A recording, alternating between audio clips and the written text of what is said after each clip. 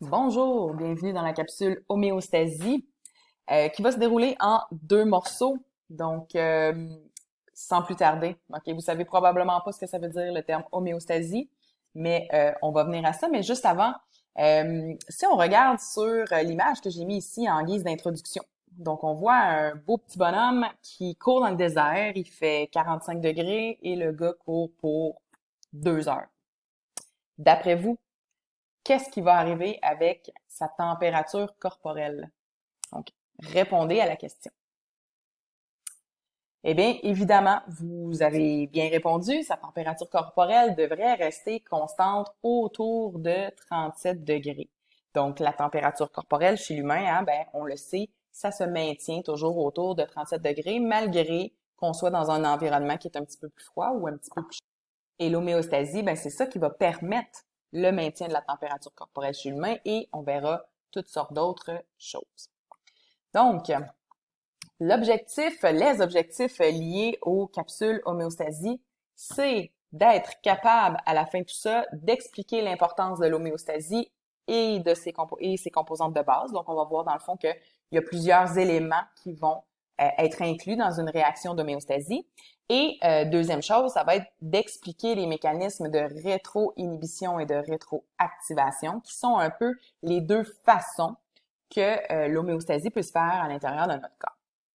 Pour arriver à tout ça, on va avoir une première capsule où on va parler très brièvement de l'interdépendance des systèmes, quelque chose que vous avez déjà un petit peu touché avec la matière qui a été vue jusqu'à maintenant.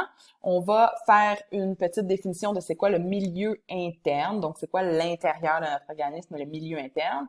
On va définir l'homéostasie ainsi que les 7 éléments qui composent la réaction homéostatique. Et dans la capsule 2, on verra les mécanismes de rétro-inhibition et de rétroactivation en citant des exemples au niveau de la thermorégulation et au niveau de l'allaitement. Donc, sans plus tarder, je vous montre cette figure-là que vous avez déjà vue avant. Et dans le fond, c'est juste pour montrer, on a un organisme qui est composé de plusieurs systèmes. Sur cette image-là, on en voit quelques-uns, digestif, cardiovasculaire, respiratoire, urinaire. Il y en a d'autres. OK? Et ça nous dit un peu dans cette figure-là que notre organisme est connecté avec l'environnement externe via nos systèmes qui sont ouverts vers l'extérieur, comme le système digestif qui permet l'entrée de nourriture, d'eau, de nutriments à l'intérieur, le système respiratoire qui va permettre l'entrée des gaz et le système urinaire qui va permettre la sortie de certains déchets. Et nos systèmes collaborent ensemble pour que notre organisme puisse fonctionner. Donc, le système digestif, par exemple, va nous permettre d'absorber les nutriments qui proviennent de l'extérieur. Le système cardiovasculaire va permettre de les faire circuler partout dans notre organisme, etc. Donc, je dis une petite note ici, tous les systèmes sont impliqués dans le maintien du milieu interne de l'organisme. Donc, ici, on parle de milieu interne versus milieu externe. Et si nous, on veut être un petit peu plus précis pour savoir de quoi on parle quand on parle de milieu interne. Donc, dans le fond, notre organisme est composé de centaines de milliers de cellules. La cellule, qui est le premier niveau vivant. Chaque organisme, pour être un organisme, il faut au moins avoir une cellule. Les organismes comme les animaux ont plusieurs cellules. Et les cellules sont composées d'une membrane avec du liquide à l'intérieur. Ce liquide-là, donc, fait partie de notre milieu interne. Donc, le cytoplasme ou le liquide intracellulaire fait partie de notre milieu interne. Le liquide qui est autour de chacune de nos cellules, donc chacune de nos cellules baigne dans un liquide qu'on va appeler le liquide extracellulaire à l'extérieur des cellules ou qu'on pourrait appeler ici sur la figure liquide interstitiel. C'est la même chose. Et donc, entre nos cellules et ce liquide-là, il va y avoir constamment des échanges qui vont permettre donc que, par exemple, des nutriments qui vont arriver via le système digestif, qui vont circuler dans le sang, qui est aussi un liquide de notre corps, donc qui fait partie du milieu interne, va pouvoir y avoir des échanges entre le sang et le liquide interstitiel, et il va pouvoir y avoir des échanges entre le liquide interstitiel et nos cellules. Et donc, les liquides qui composent notre corps font partie de ce qu'on appelle le milieu interne ou sont un peu le milieu interne de l'organisme.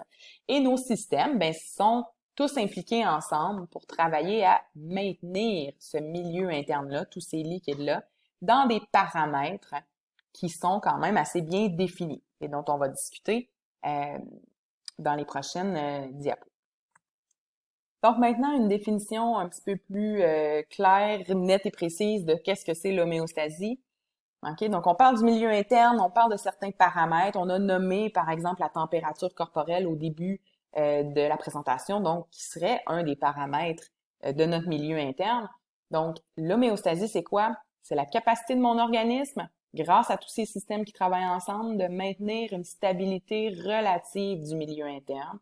Donc, ça veut dire de maintenir mon milieu interne relativement stable au niveau de ces différents paramètres, malgré qu'il y ait des changements dans l'environnement. Et là, quand on parle de l'environnement ici, ben oui, on parle de l'environnement extérieur, comme par exemple, on peut être dans un milieu très chaud, notre coureur du début de la présentation, mais on parle aussi du changement de l'environnement de chacune de nos cellules. Si, par exemple, j'ai mangé une barre de chocolat, ben j'ai absorbé des nutriments, j'ai absorbé du sucre et mon taux de sucre sanguin va augmenter et là, mes cellules se retrouvent entourées de beaucoup plus de sucre qu'avant. Donc ça, c'est un changement de leur environnement. Donc l'homéostasie, c'est mon organisme qui maintient les différents paramètres relativement stables pour que mon milieu interne, pour que mes cellules dans mon milieu interne puissent survivre et puissent être bien et faire leur travail. Donc, quand on parle de ces différents paramètres-là, quand on parle des différentes variables qu'on peut étudier au niveau de notre milieu interne, il faut quand même se rappeler qu'il existe des limites physiologiques. Okay? Donc, il existe des intervalles avec une limite inférieure et une limite supérieure dans lesquels ces paramètres-là peuvent bouger un petit peu puis que mes cellules sont quand même très, très bien. Okay? Donc, on a parlé tout à l'heure de température. Si je vous demande comme ça, quelle est la température du corps? Donnez-moi un chiffre, donnez-moi une réponse. La plupart d'entre vous vont me répondre, la température du corps, c'est à peu près 37. OK? Donc, on connaît la valeur de cette variable-là. Par contre, la température du corps à peu près 37, ben on a quand même un certain intervalle. On a des limites physiologiques qui sont acceptables pour cette température-là. Donc, si on regarde mon petit thermomètre ici, bien, j'ai valeur normale. Vous voyez ici, c'est un intervalle. On dit quelque part entre 37,5 et 36,5, c'est des valeurs normales, à peu près 37. Si je suis au-dessus de cette valeur-là, on va parler d'hyperthermie. Si je suis en dessous de cette valeur-là, on va parler d'hypothermie. Et là, ben, rendu dans les deux extrémités, bien, j'ai encore peut-être des valeurs qui sont acceptables ou qui vont pas faire nécessairement que mon corps va complètement arrêter de fonctionner. Mais ce que je veux faire avec l'homéostasie, en fait, c'est de garder ma stabilité à l'intérieur des valeurs normales. Parce que si j'arrive éventuellement dans les extrêmes, ben là, je peux me retrouver avec des problèmes qui peuvent être assez graves. On sait qu'on peut mourir d'hypothermie ou d'hyperthermie si notre température corporelle n'est pas capable de se réguler. Je donne deux autres exemples rapidement. Si on regarde par exemple le pH sanguin. Le pH sanguin normal se situe dans un intervalle entre 7,35 et 7,45. Si je suis plus bas que 7,35, je tombe en acidose. C'est pas bon. Mon corps veut travailler à rester à l'intérieur de cet intervalle-là. Et si je tombe encore plus bas ici, ben j'ai des limites physiologiques à ce que je suis capable de soutenir. Et éventuellement, ben, ça peut causer la mort. Même chose si je vais dans l'autre extrême du pH. Et je pourrais parler d'une autre type de variable qu'on pourrait mesurer, par exemple le glucose sanguin. Donc, on disait tout à l'heure, ben, si je mange du chocolat, ben, ma glycémie va augmenter. OK? Et on voit ici qu'on a un intervalle normal de glycémie entre 3,9 et 6,1 millimoles par litre et que ben, si je suis au-dessus de ça, je tombe en hyperglycémie. Si je suis en dessous de ça, je tombe en hypoglycémie. Hein? Et on sait que ben, toutes ces choses-là, ça peut devenir problématique pour l'organisme. Donc, mon organisme va utiliser l'homéostasie ou va utiliser des réactions homéostatiques pour essayer de garder le milieu interne à l'intérieur des limites physiologiques acceptables.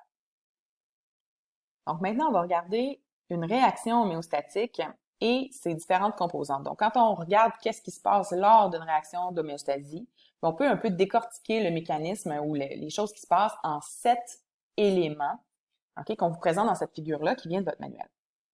Donc, pour avoir une réaction homéostatique, homéostatique plutôt, d'abord, ça me prend un changement. Il faut qu'une de mes variables, qui est mesurée constamment par mon organisme, bouge, change. Donc, on va parler d'un stimulus pour parler du changement qui s'opère à l'intérieur de mon organisme. Donc, un stimulus, c'est quelque chose qui change. C'est une de mes variables que je mesure qui a changé. Pour détecter les stimuli plutôt, au pluriel stimuli, au singulier stimulus, ça va nous prendre des structures spécialisées qu'on va appeler des récepteurs. Donc, les récepteurs vont pouvoir détecter les stimuli et les récepteurs, ça va être des structures qui vont être spécifiques à certains types de stimuli. Par exemple, dans ma rétine, j'ai des récepteurs pour des stimuli lumineux. Donc, j'ai des photorécepteurs qui peuvent mesurer de la lumière.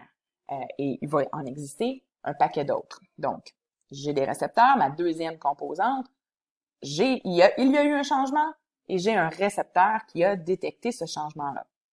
Maintenant, l'information détectée par le récepteur doit se rendre à ce qu'on va appeler un centre de régulation. Le centre de régulation, c'est la structure qui va pouvoir analyser l'information. Donc, le récepteur la détecte et le centre de régulation va analyser l'information et va pouvoir un peu décider qu'est-ce qu'on fait avec ce changement-là.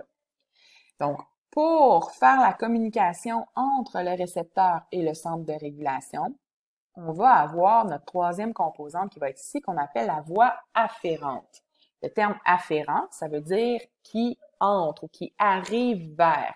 Et comme notre centre d'intégration, vous voyez ici, je l'ai encerclé en rouge, mais le centre d'intégration, c'est comme la partie supra-importante puisque c'est elle qui peut décider un peu qu'est-ce qu'on fait avec ça. Donc, la voie afférente, c'est la voie qui s'en va vers le centre de régulation. Donc, de mon récepteur, par exemple, mon photorécepteur dans ma rétine, j'aurais un influx nerveux qui passerait dans un neurone et qui pourrait s'en aller jusque dans mon encéphale, jusque dans mon cerveau, mon centre de régulation qui pourrait analyser cette lumière-là qu'on a reçue. Au niveau du centre de régulation, donc très souvent, ça va être le centre de régulation, ça va être des parties de mon système nerveux ou de mon système endocrinien. Donc, le système endocrinien, on se souvient, c'est les hormones, donc les glandes avec les hormones, la production d'hormones. Et c'est ces deux systèmes-là qui vont être généralement le centre de régulation parce que ce sont les systèmes qui sont capables de communiquer avec d'autres systèmes.